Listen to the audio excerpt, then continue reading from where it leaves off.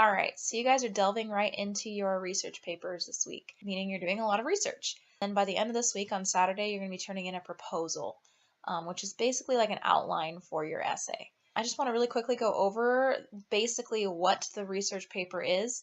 The nice thing about this paper is that it's pretty self-directed. You get to choose what you write about for the most part. The main thing is that you do need to choose a topic that relates to your field of study. All right. So if you're a history major, you should be writing something about history. If you're a family and child development major, it should be something related to family and child development. Now, there's lots of different things you can do with those. You can do specifics, you can do generals, you can do whatever it is that you're interested in within your major. If you want to write about something outside of your major, you need to get approval from me first. And the main reason for this is because I'm putting you into groups that are in your field of study or related fields. So I want to make sure that you are put in the right group for your drafting.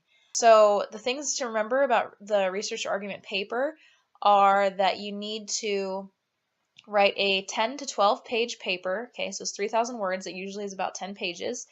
That has, it's in APA format, same as usual. It does need to have an abstract this time, so make sure you have an abstract. I expect to see improvement from your first two essays.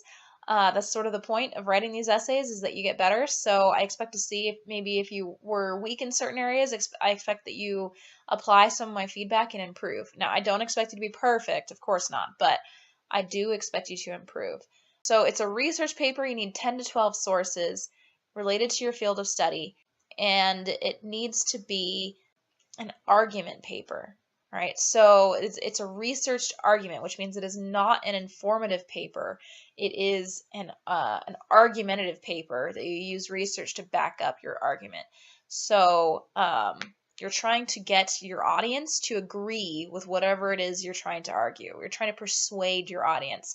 And your audience for this paper is your people in your field of study. All right, so it's people that are in your major or in their careers that are related to your major. And I think that's pretty much it. So if you have any questions about this paper, please just email me and let me know. That's pretty much the main thing we're working on this week, is just research and getting ready to start writing. Please have patience with me this week again, because I'm going to be grading your papers.